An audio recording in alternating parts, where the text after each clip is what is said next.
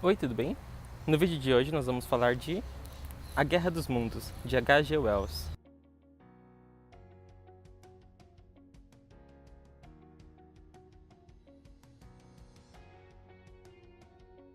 Em 1938, próximo da cidade de Nova York, nos Estados Unidos, caiu um cometa e desses cometas saiu uma espécie de cilindro que continha vida vinda de Marte. Mas essa inteligência vinda de Marte estava na Terra para poder causar destruição e invadir o planeta Terra. Isso tudo foi reportado por uma rádio, a chamada Rádio CBS. Muitas pessoas, ao ouvirem essas notícias, acabaram fugindo das suas casas para as montanhas. E algumas dessas pessoas cometeram suicídio.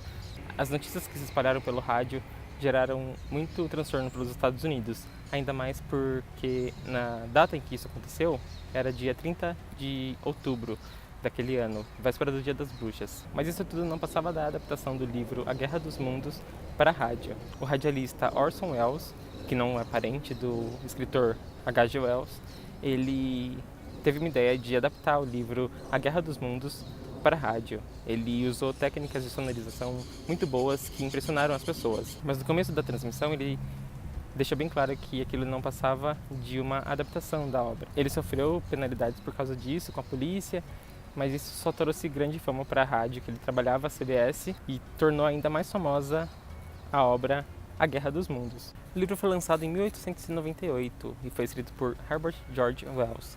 O livro não deixa especificado o nome do personagem principal. O personagem principal é um homem, ele é um filósofo, ele tinha um amigo que observava o céu noturno certa vez, e eles viram saindo de Marte várias cápsulas vindo direto para a Terra. Pouco tempo depois, essas naves chegam à Terra, causando muita curiosidade nas pessoas, mas ninguém sabe o que era. Alguns observadores chegaram a olhar dentro da cratera que foi formada por causa da queda desse objeto, e o objeto era um cilindro. Desse cilindro saiu seres vindos de Marte, os marcianos. Eram seres muito feios. Esses seres tinham uma estrutura corporal muito diferente do que a gente conhece. Eles não se comunicam verbalmente, eles se comunicam usando a mente. E eles são formados apenas por cabeça e mãos, como é descrito no livro. Eles estavam na Terra para causar destruição, para poder invadir a Terra e dominar toda a Terra. A história não mostra um foco sobre o que os personagens sentem, não fala detalhes sobre os sentimentos das pessoas, apenas tenta relatar como os marcianos chegaram à Terra, o que eles fizeram na Terra e o que aconteceu depois que eles foram embora, ou se eles vão embora. O livro foi escrito de uma forma muito interessante, de forma a nos fazer pensar que tudo que é relatado na história pode ter um fundamento científico por trás. Essa obra já foi adaptada para o cinema em 1953, mas esse filme eu não assisti. Eu assisti apenas o filme de 2005 com o Tom Cruise, e a história é bem parecida com o livro. A história do filme se passa nos Estados Unidos e a do livro se passa na Inglaterra, em Londres mais especificamente. A cidade toda é tomada pelos marcianos e é destruída, e muitas pessoas morrem. E eu achei muito interessante a forma como o filme conseguiu ser fiel ao livro, mesmo se passando com outras pessoas e em outro lugar. Primeiramente eu li esse livro nessa versão de bolso da LPM Pocket, que é muito mais prático para carregar no metrô, mas depois eu comprei esse livro, que contém ilustrações, como por exemplo, quando os marcianos estão atacando a Terra usando o raio de calor deles, e as pessoas morrendo. E além disso, esse livro contém entrevistas e detalhes muito interessantes sobre a história, sobre aquele próprio fato que aconteceu da rádio da CBS com o Orson Welles.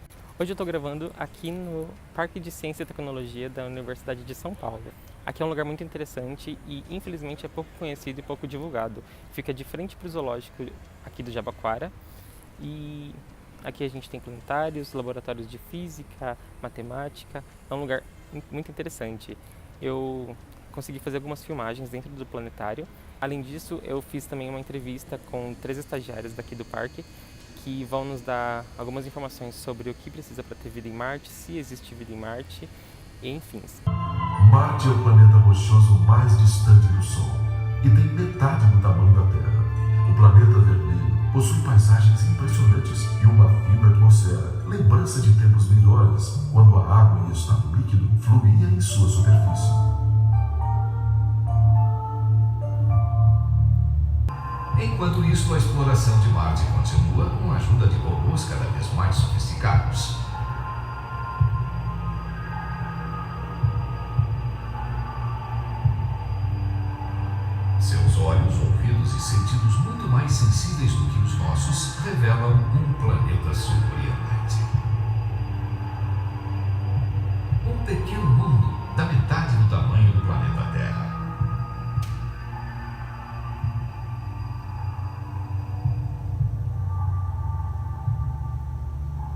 distando em média 225 milhões de quilômetros do Sol, está no momento no meio de uma era do gelo. Desprovido de atmosfera respirável para os seres humanos e sem vida.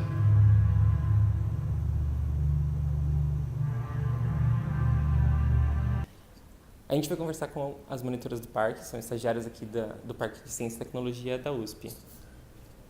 Olá, eu sou a Isabela, eu faço Biologia. Eu sou a Nicole, eu faço Física. E eu sou a Nathalie, eu faço Ciências da Natureza.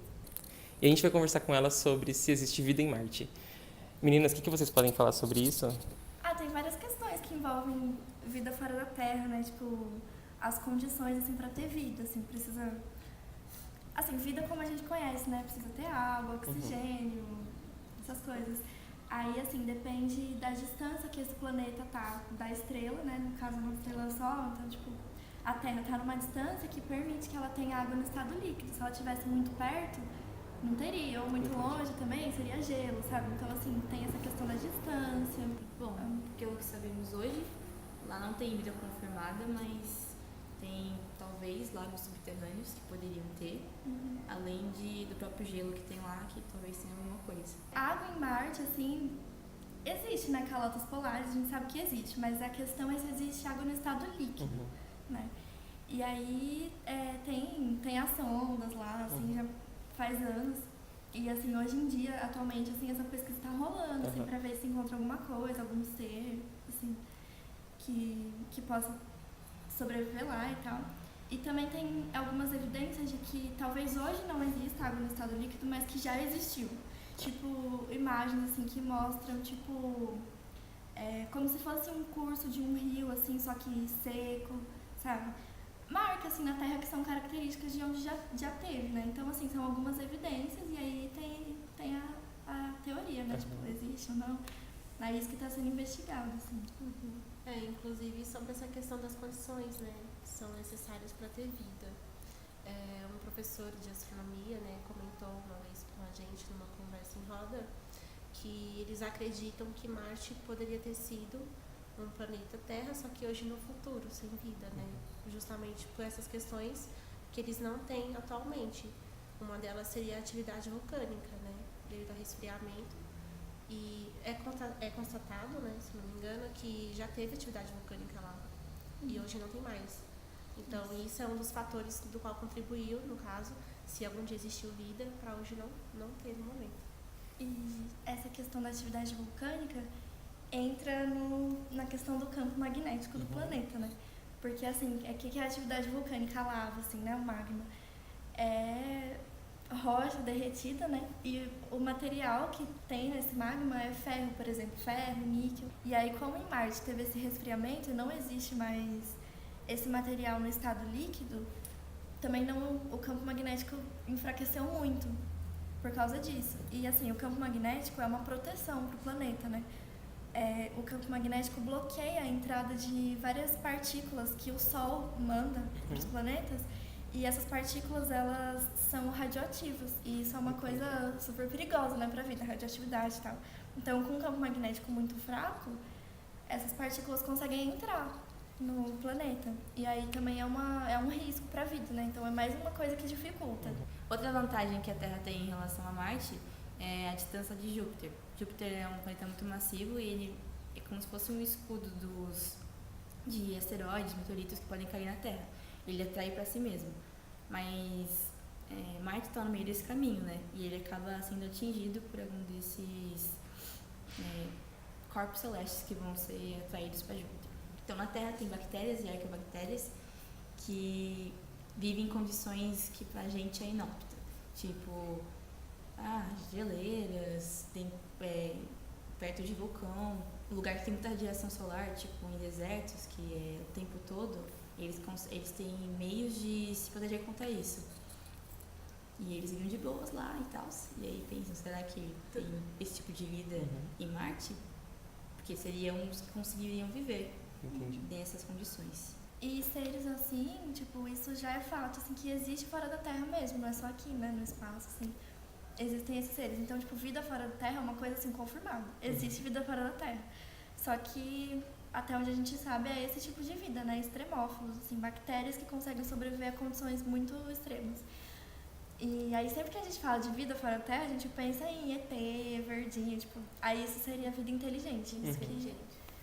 Isso que, tipo... Essa é a questão. Essa é a questão. Isso é uma coisa que a gente não tem a menor ideia. Mas, assim, vida fora da Terra existe, sim. E meninas, falem um pouco pra gente sobre o parque, como surgiu, o que vocês fazem aqui, horário de funcionamento. O Parque de Ciência e Tecnologia da USP, antigamente aqui era o IAG, né, o Instituto de Astronomia, muitos anos já. Aí virou o parque, é um parque de divulgação científica, né, é como se fosse tipo um museu a céu aberto. E aí tem várias atividades nas áreas de ciência da natureza, também exatas, né, tem a parte matemática e tal. Como ela falou, dentro da área da natureza, ciência da natureza, a gente tem trilhas. Na parte mais de exatas, nós temos uma sala de física que tem experimentos, que é interativa, é bom para crianças. A parte de matemática, que também é nessa pegada, e também uma atividade sobre a relação da matemática e a música. Sim, tudo que está ligado à ciência a gente tem aqui no parque, né? E a gente tenta o máximo possível passar também consciência ambiental, conhecimento científico de forma didática e dinâmica. Sim, Então, recebemos escolas, grupos escoteiros também. A gente tem observação noturna. Se vocês quiserem entrar em contato, é só entrar no site Cinetec, né? Procurar lá no Google, Cinetec, Parque Cinetec, e dar uma ligadinha pra gente, que sempre que tiver observação noturna é só agendar o horário, né? Mas sempre costuma ser à noite, obviamente. Aos sábados. Aos sábados, à noite. E sempre que tiver, vão estar ligando, né? Pra ver se realmente vai ter ou não, porque tem uma condição, né, pra que isso possa acontecer. Depende de como tá o céu, né? Se tiver nublado, não dá. E qual que é o horário de funcionamento? Segunda a sábado, das 9 às 4. Tá. Adoraríamos ver vocês. Visitem. Venham ao Cinetec. Divulguem, por favor. Fala pros amiguinhos que tem esse parque aqui. É na frente do zoológico. É de graça, então você pode, ver o entrada passeio no franca. zoológico. Dá uma Acabou? passadinha. Vem pra cá. Espero que vocês tenham gostado desse vídeo e não se esqueçam de comentar, curtir, compartilhar, se inscrever e seguir as páginas do Facebook e do Instagram. Tchau, tchau!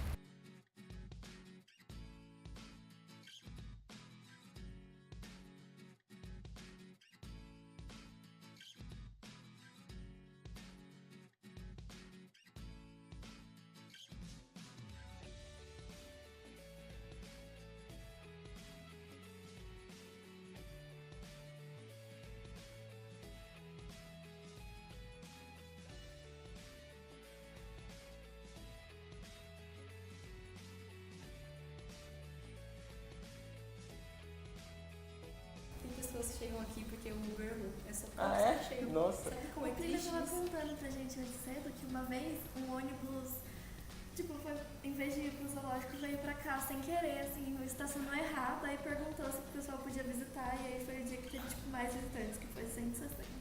Mas só porque o ônibus errou, senão ia ser 0 visitantes. Muito triste. Tá bom?